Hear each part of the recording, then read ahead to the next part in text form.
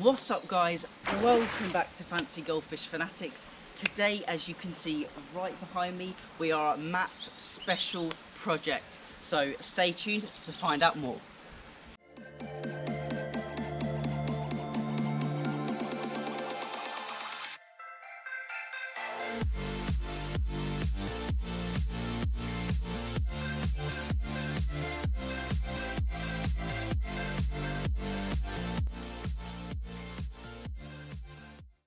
Hey Fanatics family, welcome back. If you haven't already, make sure you check out the link in the description to join our Facebook group, and also we have an Instagram page if you're on Instagram, so make sure you check that one out as well. As you can see right behind me, we are in Matt's special mini Eden project, as he likes to call it.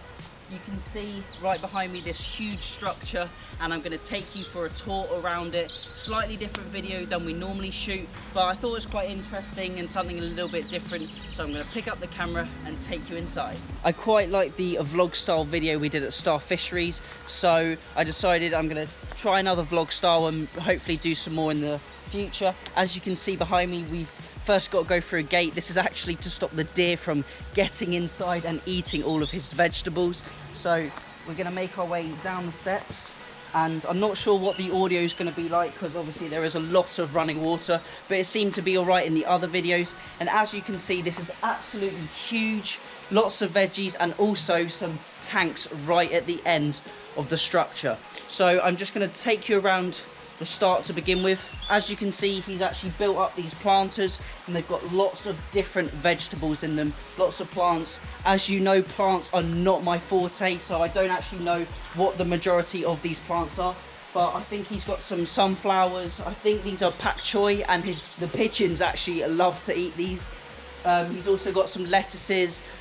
What's he got? Some more lettuces, and then on the other side, before I get to the end, he's also got some spring onions just here, some other lettuces, and he's got loads and loads of plants in here. You may also notice down on the floor by the sides, there's some water on either side of the structure. Well, the river actually feeds this whole structure and it flows through, and then right at the end, just down here, this is where the water feeds out back into the river. So it's like a flow through system, which is commonly used in farming for fish like trout, or maybe carp. So the water just flows through the whole system, and he's also got these tanks right at the back of the structure, so he can actually be putting some fish in here if he wants to. The river is quite murky, quite muddy at the moment, but he can in the future if he wants to. And then also I believe he might be setting up an irrigation system, so the water flows in from the back corner here. I'll just take you around there, and then he can set up an irrigation system so the river actually feeds his plants for him. You can also see he's got this tank right in the middle, which has got lots of corn, sunflowers and bits and pieces in there. Also, as I was looking at the plants just in here, I was actually looking at the container they're in. So it's a large plastic tub, and I was just saying to Matt actually it would make a really nice tank, really good ranchu tank. Only around 40 centimeters deep, and it's probably 1.5 to 2 meters in diameter, so lots of space. So if you ever, I think this is made of an old silo or an old big plastic container, so you can make your tanks out of anything if you want to. I know we've got the fiberglass ones behind me which are purpose built for fish, but realistically you can make your tanks out of any water container. These are really rigid, really sturdy, thick plastic, and it doesn't take a lot of money to be able to build a good setup for your fish. So I thought that was quite cool to have a look at.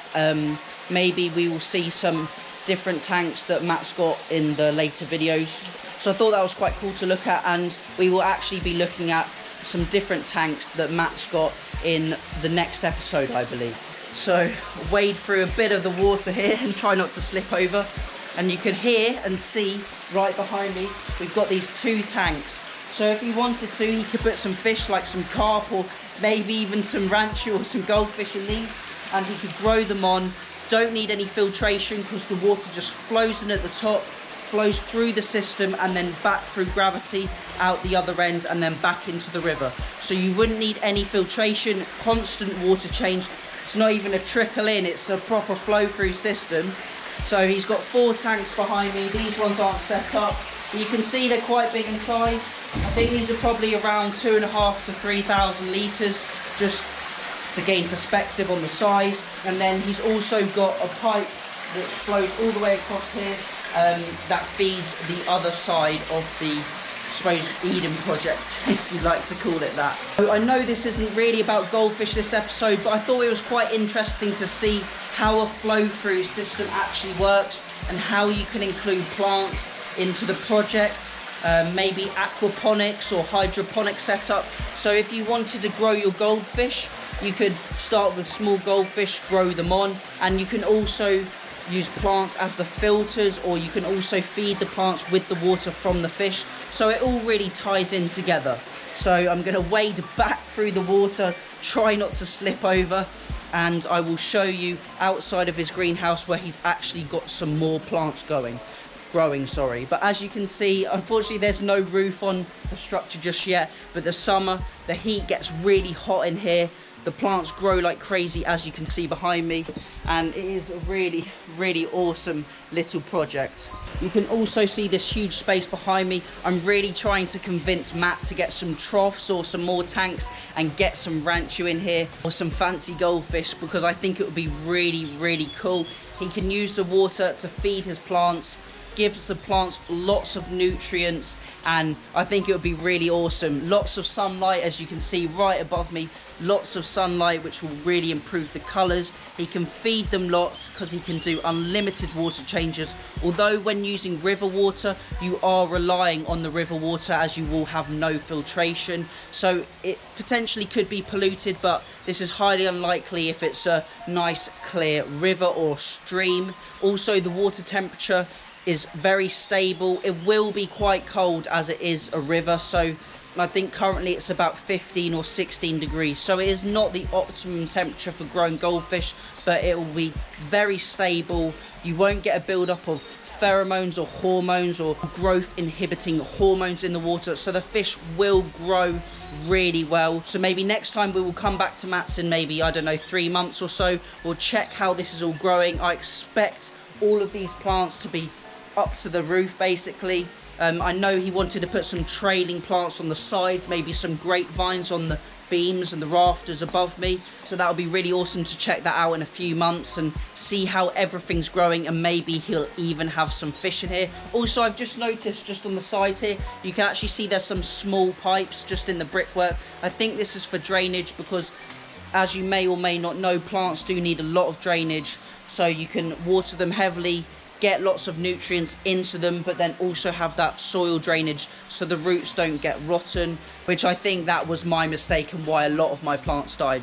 So maybe Matt can convince me to get some plants for my setup. I'm thinking about a lily, but I'm really not sure yet, but we will see. So now I'm going to take you upstairs round the side, and we're going to have a little look at his greenhouse that he's got on the side of this structure. As you can see behind me, he's got this huge greenhouse style structure on the outside, and it runs the whole length of the outside of his Eden project.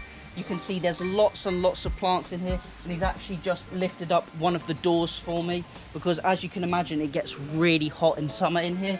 So I'm just going to step inside, and you can see behind me all of these plants. So along the back wall he's got loads of tomatoes, I think these are cucumbers, and also he's got some courgettes down here, and he made sure that I wouldn't step on his tiny watermelon just down here, the last one that actually survived. As you probably can see, Matt is really into his plants, and I'd say he's a much better plant keeper than me, as you saw all of those plants in there. I know this wasn't really a goldfish video, as I said, but I thought it would be quite interesting for you all to see it. Maybe in the future you might decide to set up your own aquaponics setup where the water flows through plants as the filtration, they grow, you can eat the plants, and then sometimes people will grow like tilapia or maybe carp and they'll eat those as well. Or you could even grow your goldfish on, because as we know, plants are really good at removing nitrates and phosphates and other organic nutrients. So I'll just show you one last shot of the Eden project here, and we're going to wrap up this video. Only a short video, but we're going to be doing a few more videos with Matt, hopefully. He's actually got some ranchu fry which I'm really jealous of because I couldn't manage to breed any myself just yet. So we're gonna hopefully have a look at those. So I'd like to thank you all for watching. Remember to keep those water changes up and happy fish keeping.